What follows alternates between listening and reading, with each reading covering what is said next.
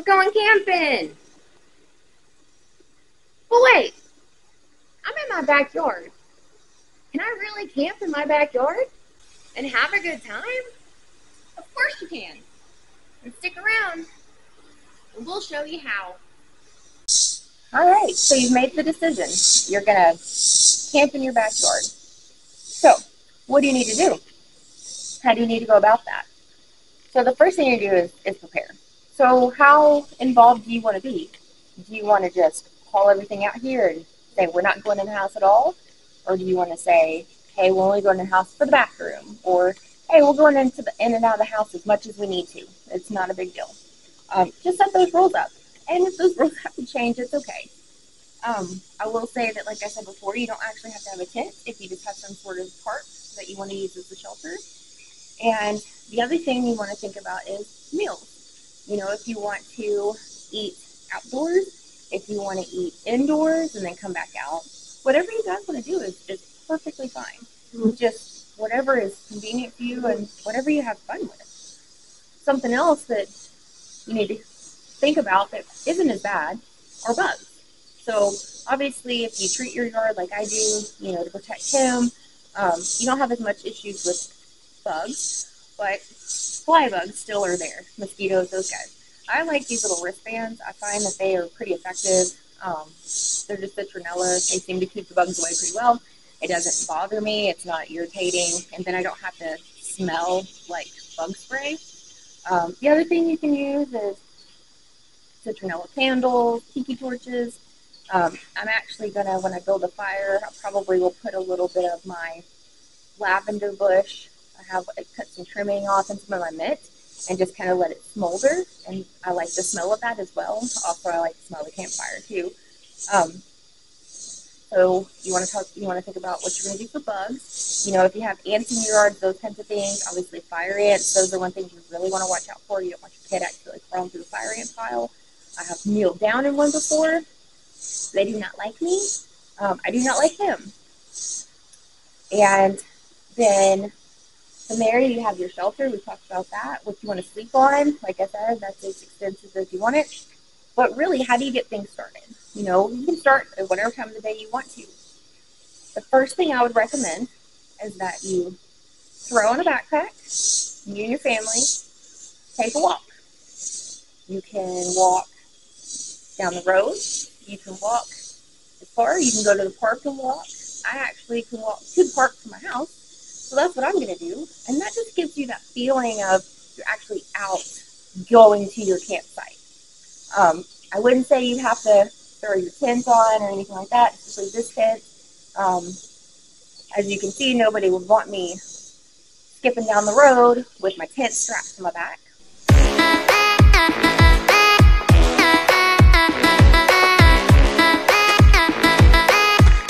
Once you go to your hike, you come back and you set up camp.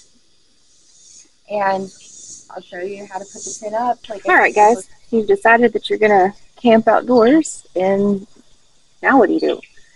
So if you've got a tent laying around in the garage you haven't used, you can grab it, throw it up. There you go. If you have no tent, but you've got a tarp and a rope, guess what? That'll make a tent too. All you got to do is just string rope from one to the other, lay the tent over the top of it. You've got a custom A-frame tent. Throw some sleeping bags underneath it, a little sleep pad, you're good. I'm going to use my tent. So I have a couple different tents, but this one is a little bit bigger. The other one that I have is more so for single overnight kayaking, like when I go on the river to kayak. So the biggest thing is you want to make sure your kid's healthy. Let them be a part of the process. So with that being said, you'll also want to use a tent that's pretty easy to put up. You don't want a big, huge, tons of poles. And you can get whatever you want. But this guy is already wanting to open as soon as I let it out. What's up, baby? So see, you got to let your buddies help. So this is going to pop open. And then, it's been a minute since I've had it.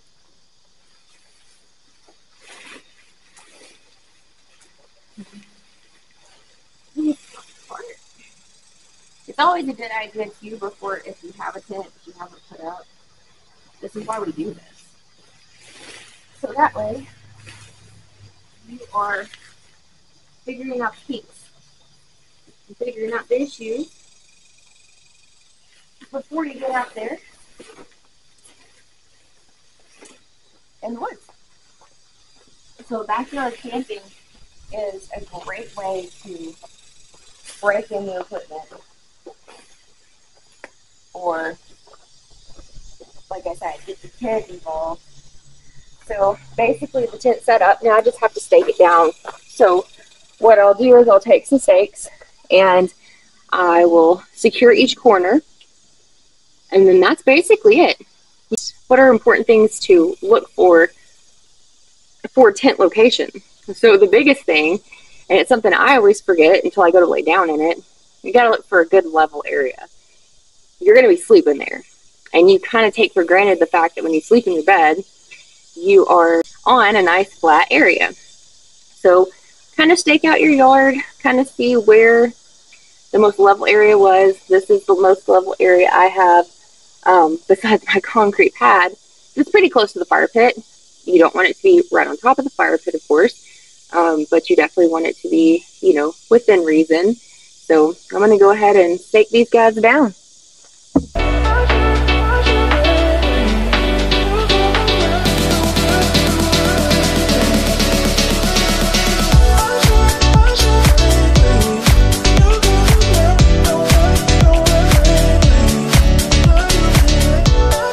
This tent actually has a door on both sides, so it unzips to let some ventilation through. And then, like I said, it does have a small rain fly just to cover that little bit of that opening. It's going to be kind of a show. So this tent, like I said, just has a little bit of ventilation on the top. It also has a door on the other side. We've got it set up. Push that one down a little bit more. Make sure you got it set up. Zip it. In most tents, like I said, they have an outer zipper. Usually there's internal zippers for the mesh part. And here we go. Alright guys, so inside the tent, most tents up at the very top are going to have a little lantern hook. And you know, lanterns sometimes can be expensive, so if you don't, want to spend the money for one of those, that's fine. I got a whole box of these little glow-in-the-dark glow stick batons, and they have a little top you put on them and a little string and everything. And you just pop one of those and hang it up here. That'll be a cool little light. But there's a package of, like, I think there were 4 or 5 of them in there. And what you can do is, when it gets darker, give them to the kids or the adults, either one, and you can play tag or hide and seek. And that's a really fun way to continue through the night. I have my sleeping bag, I have my roasting log, my beach ball, my cooler. I have my little table set up, and then I have my fire pit, my fire grate. So the grate is because I'm going to be cooking on the fire. Then I've got my little chair, and then back to the tent. So I've got my yoga mat in my sleeping bag. You can put an air mattress. You can put sleep pad. I have a really cool sleep pad that I use when I float, also where I can't bring an air pump or don't have electricity. And you actually stomp on it, and it blows it up. And that thing's pretty comfortable. Packs down real small. Another good thing about being in the backyard is you can set up as many tents as you want. So if you've got one tent that's just for the kids, perfect. And then you can have one for yourself that you can put an air mattress in, or anything that's a little bit more comfortable for you. I'm just going to throw this rain fly on. So once you kind of got that, then what are you supposed to do? Are we supposed to just sit here and stare at each other?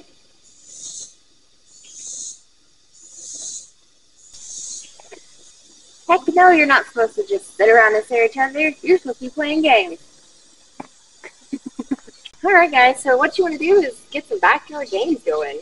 So I thought this was a pretty cool idea. It's just a regular ladder, and I just took some cards and put 50, 40, 30, 20, 10. I got this ball from over at Dollar Tree for $1. And basically, you can designate the line of how far you want it to be. Take some spray paint a line, and then just back and shoot. Keep score. It'll be a fun family night. And this is actually quite a bit of fun. It's surprising for as simplistic as it is. I've been out here for a little while trying to get that hook shot.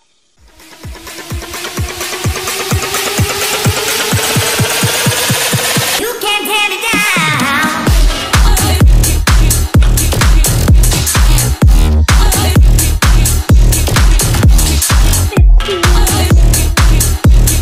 You can also get you a little butterfly net from Dollar Tree and chase butterflies. Some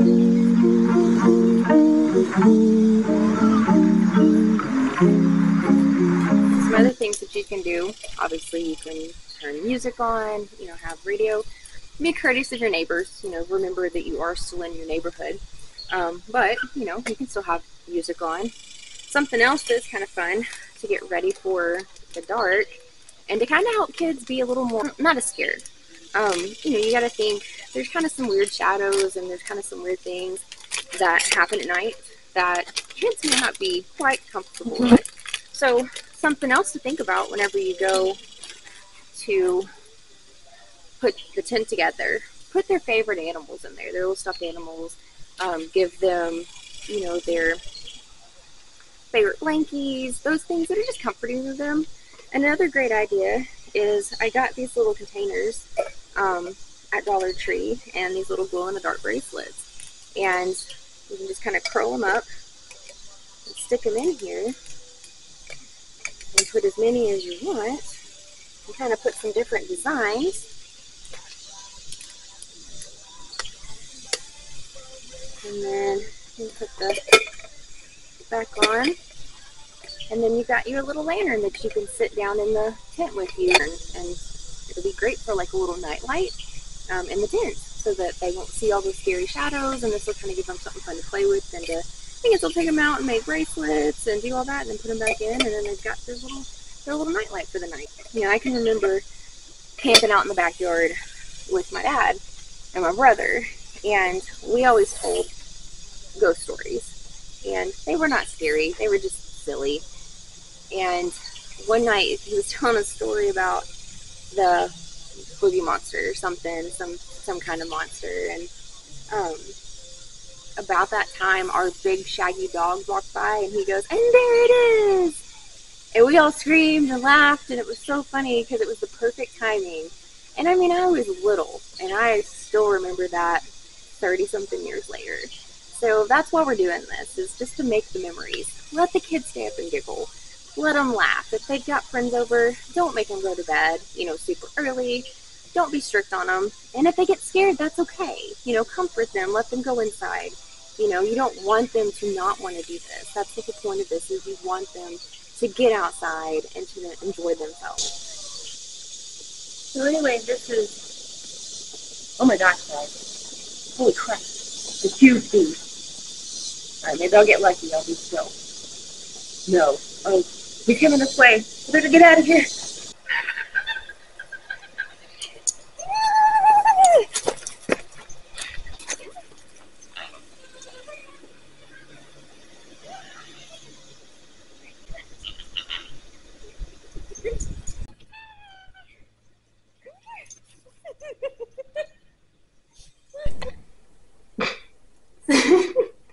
He's the cutest little baby there is.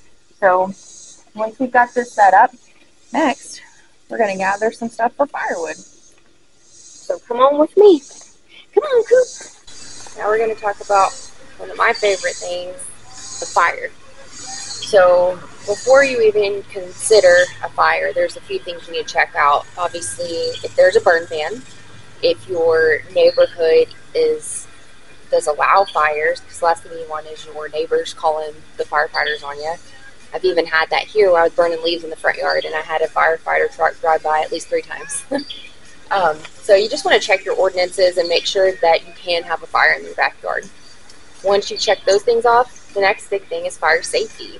So, if you've got kids, You know, you want to talk to them about fire and let them know that fire is beautiful to watch, but also can be very deadly.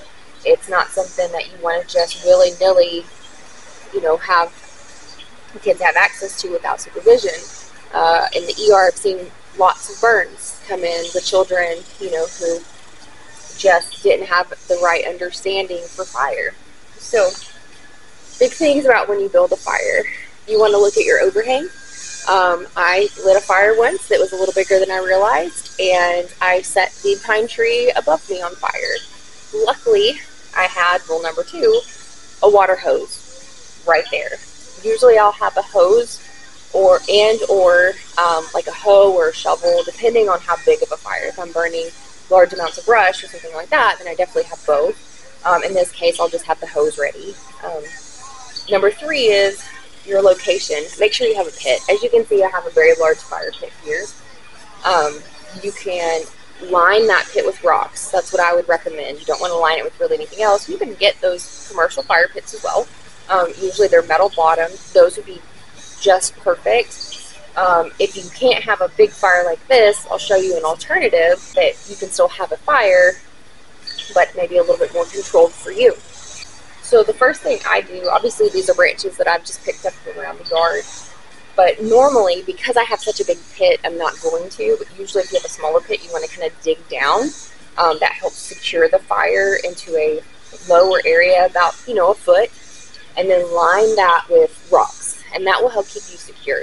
You don't want to just start a fire out in the grass. That makes it a lot harder to maintain and control, and the last thing you want to do is actually set your fence on fire, set your tent on fire, set your house on fire, your neighbor's house on fire. So to build a fire, once you've got all those safety measures, you talk to your kids, they know, have them help you get sticks. I had Cooper help me. He likes to pick up sticks and he'll carry them around in his mouth all day long. So once you gather all the equipment, you know, have the kids help.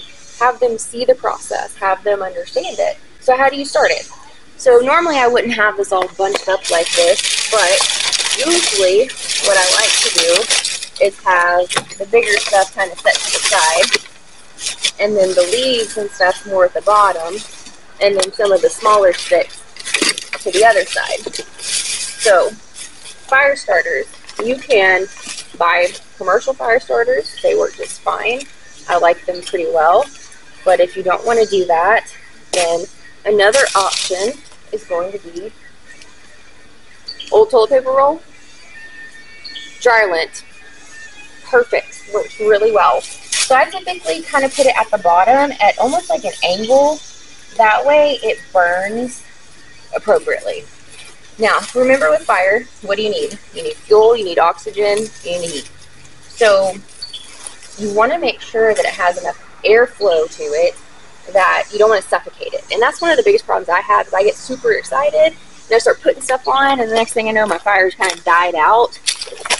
Just because if it's hot doesn't mean that it's completely useless, but it's definitely something you got to kind of be mindful of. You also want to be mindful of loose clothes, you know, this kind of stuff. I definitely don't want to be over the fire and catch my shirt on fire. That's for sure. You know, everybody knows the old stop, drop, and roll. So if you did find yourself on fire, you've got the hose. We've already talked about that. You're going to have your hose right there handy for you. Stop, drop, roll. Pat. Get that out. Get the hose on you. If you have significant burns, get seen at the hospital. If they're small burns, wash them well. Antibiotic ointment. You know, if they're kids, definitely want to get them seen, because burns in children, especially on hands, can be pretty extensive, and those definitely need to be evaluated. So, with that being said, I've got my area clean. I've got my fire starter, my toilet paper roll, and my dryer lint, and we're going to get started. So I'm going to just cheat and use my regular old lighter, because, you know, why not? I'm in the backyard. I'm going to try to get this guy, have him a little bit suffocated. There we go.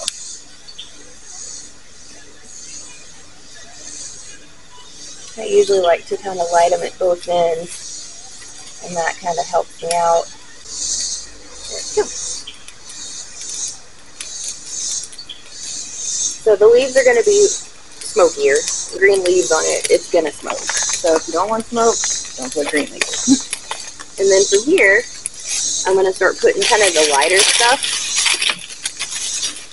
And like I said, I'm a culprit about putting too much stuff on a fire at once. But I know that I do that. So, okay. So we'll let that kind of start, and then I'll start putting some of the bigger stuff on.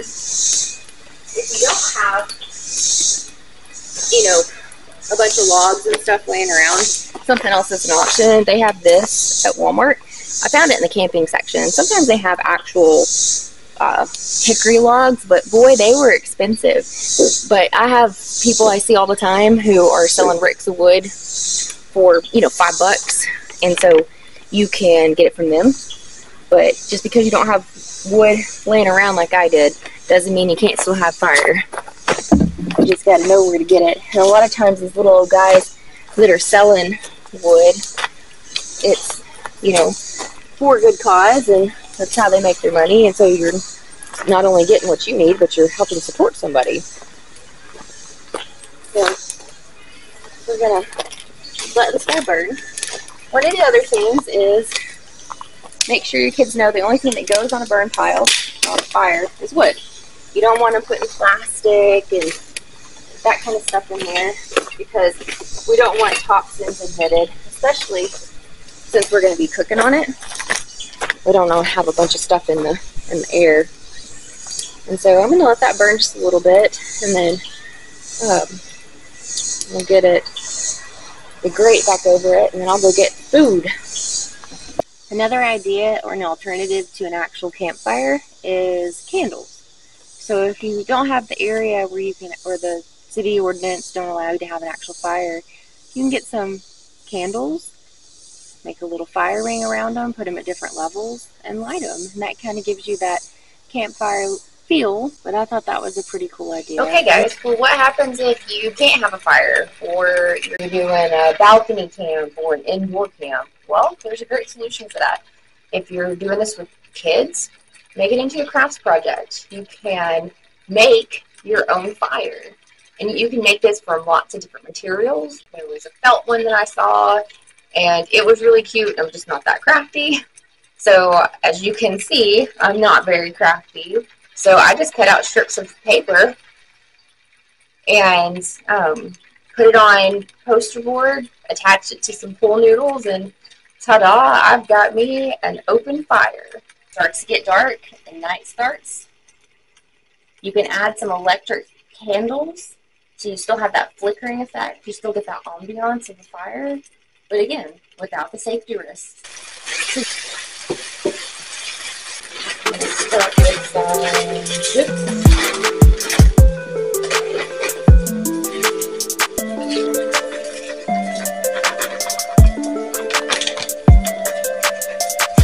Over the campfire.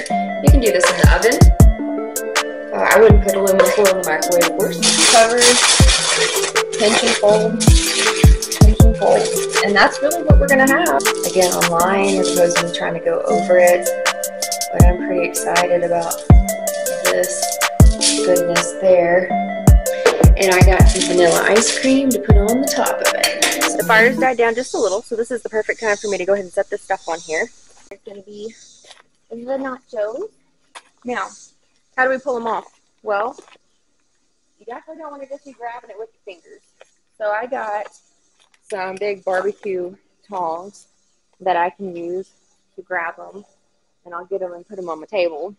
And probably won't keep them on here real long. Just long enough to get that cheese melted. Or apples. And same thing. Whatever's touching the fire is hot. Don't forget that. That whole metal grate right there is hot. And I would not want to burn myself on it. Alright guys, it's that time. Everybody's favorite classic snack. Time for s'mores. Now there are a lot of variations on s'mores. I'm just kind of the simple girl. I like the old school. So I've got me a hot dog roaster, marshmallow roaster, whatever you want to call her. Went inside, washed my hands. Now, here's the tricky part. Some people like to go in and set the marshmallow on fire. And I'm not saying they're wrong, but they're wrong. You want a toasty marshmallow. You don't want a burnt one. You want a toasty one. But if your marshmallow does happen to catch on fire, just a quick look. Now, I will say, right here, I'm pretty warm. I mean, it's pretty hot. So I wouldn't want a little one with a short stick. I've got one that's quite longer that might be a little more appropriate, but right now my hand's pretty toasty. And so I would say that this is probably not quite long enough for a little one. So what you're trying to do is get it good, hot, and gooey. And that way, whenever you put it in between the chocolate and the graham cracker, it just melts everything up really well.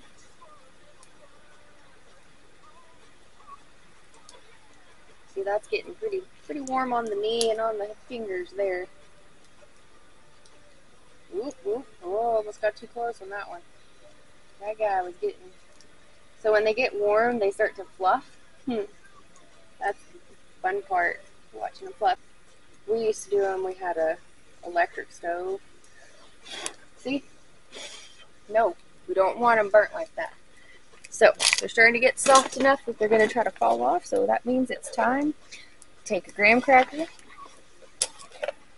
take your chocolate, take your perfectly toasted marshmallow. I really just wanted one, that's okay. Put that one there, and you take your other graham, and then you've got a s'more. And I think they call them s'more because you always want s'more. And then we take a bite. Alright guys, so we're done with dinner. I will say that, you don't have to cook over the fire. It is a little tricky sometimes. Usually if I'm going to be out and I actually know I'm going to be cooking, I like to cook with cast iron. Full packets, I really don't have great luck with them. I know there's different kinds. There's a non-stick and a heavy duty. I've kind of tried all of them.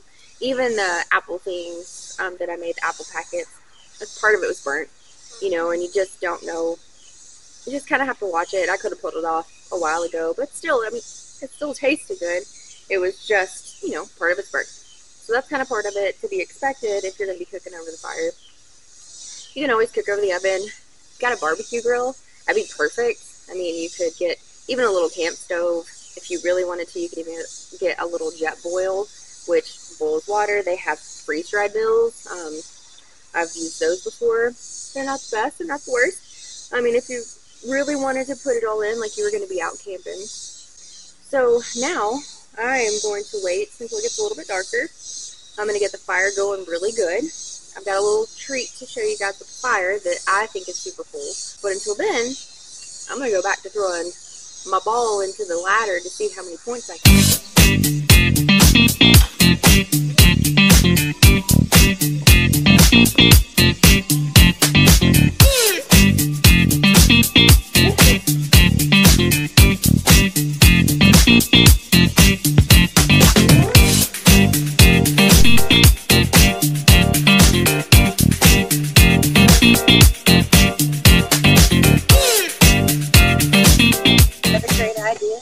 Beach ball.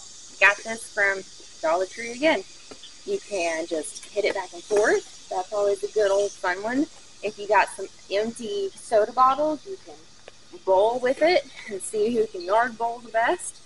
If you got a little kiddie pool and you wanted to have that, fill it up with water, splash around with this. But this is another great idea for just $1. So here's the grand finale. I put a little bit on. Seemed to work okay. I'm going to put the other 2 packages on, see what we can come up with. Been wanting to use this for a while just to see how well it works. If it works well, I think it's going to be kind of cool. So I've got a little bit on there, so let's try some on this other side.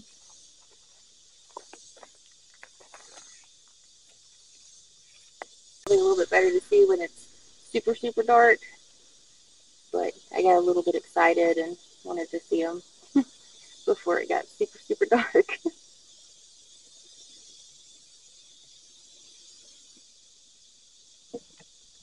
You can see the flames. You can kind of see the different colors. They're super pretty. blues and greens that are coming from those packages. I think if you'd want it to be super dramatic, you'd have to have quite a bit more than the 4 that come in the package, but still, it's still pretty.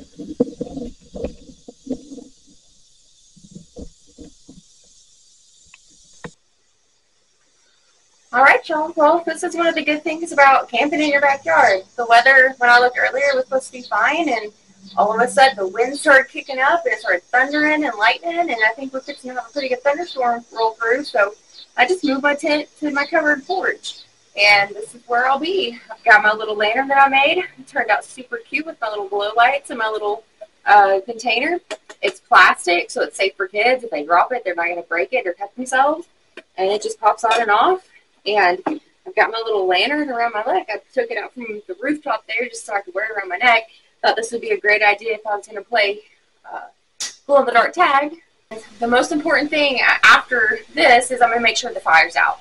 I don't want the wind picking up and accidentally blowing some coal and catching something on fire. I make sure that the fire is completely out. Last important thing, I'm going to get cozy down, and as always, I hope you enjoyed watching this as much as I enjoyed making it. And get outdoors.